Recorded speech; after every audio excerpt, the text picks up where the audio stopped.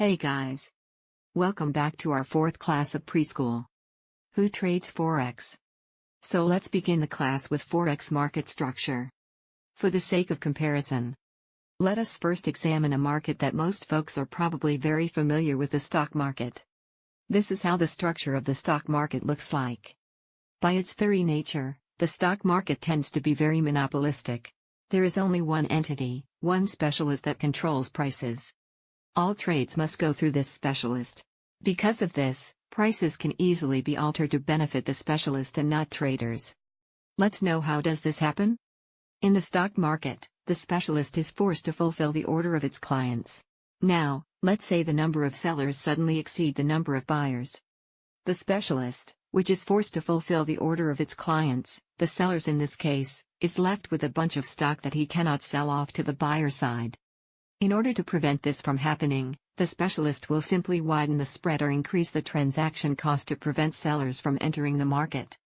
In other words, the specialist can manipulate the quotes it is offering to accommodate its needs. Let me tell you, trading spot FX is decentralized.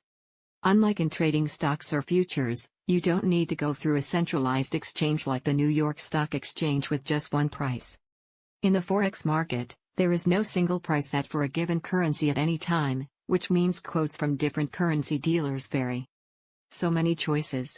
Awesome. This might be overwhelming at first, but this is what makes the Forex market so freaking awesome.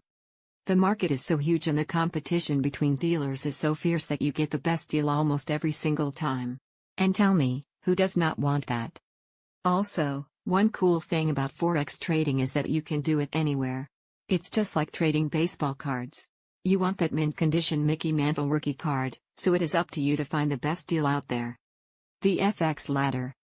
Even though the Forex market is decentralized, it isn't pure and utter chaos. The participants in the FX market can be organized into a ladder. To better understand what we mean, here is a neat illustration. You can see here Forex market hierarchy. At the very top of the Forex market ladder is the interbank market.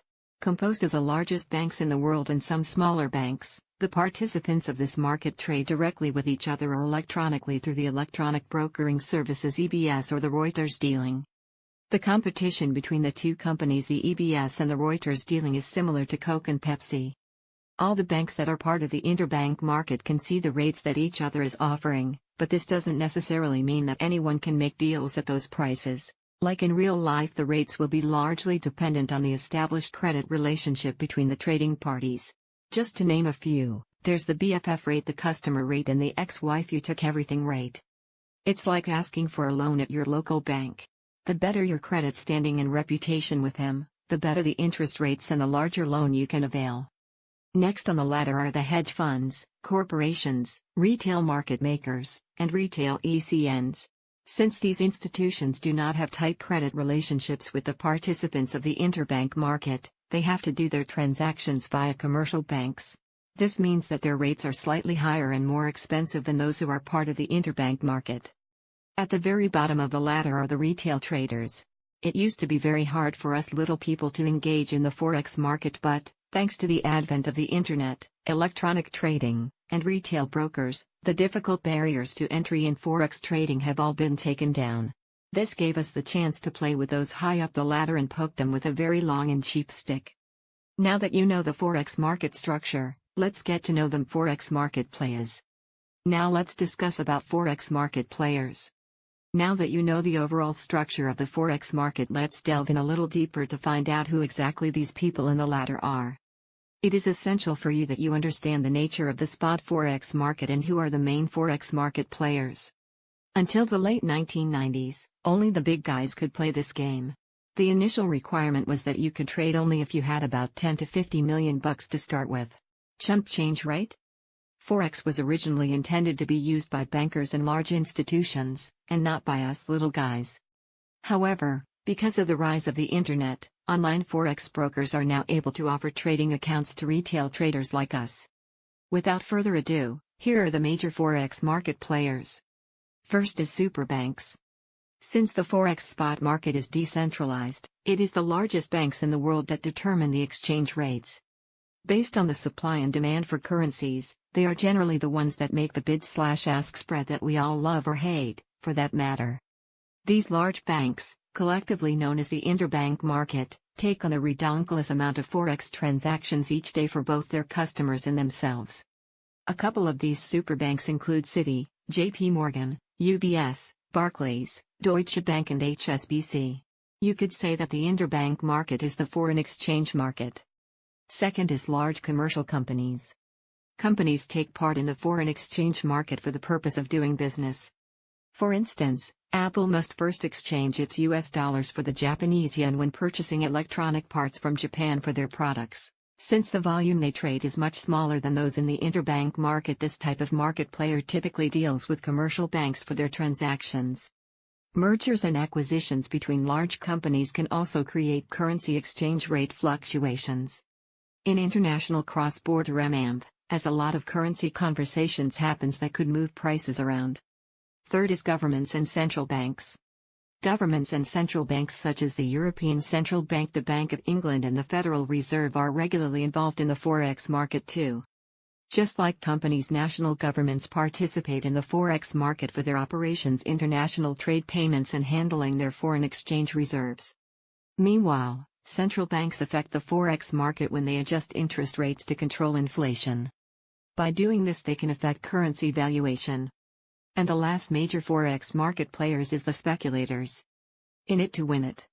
This is probably the mantra of the speculators, comprising close to 90% of all trading volume. Speculators as forex market players come in all shapes and sizes. Some have fat pockets, some roll thin, but all of them engage in the forex simply to make bucket loads of cash. Don't worry, once you graduate from the School of Pipsology you can be part of this cool crowd. Of course, how can you be one of the cool cats if you don't even know your forex history? So let's try to get to know about forex history. At the end of the World War II, the whole world was experiencing so much chaos that the major Western governments felt the need to create a system to stabilize the global economy. Known as the Bretton Woods system, the agreement set the exchange rate of the US dollar against gold, which allowed all other currencies to be pegged against US dollar.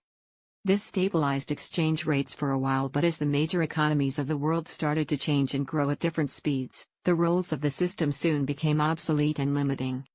Soon enough, come 1971, the Bretton Woods Agreement was abolished and replaced by a different currency valuation system. With the United States in the pilot's seat, the currency market evolved to a free-floating one where exchange rates were determined by supply and demand.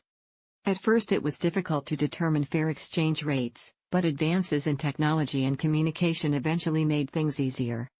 Once the 1990s came along, thanks to computer nerds and the booming growth of the internet, banks began creating their own trading platforms.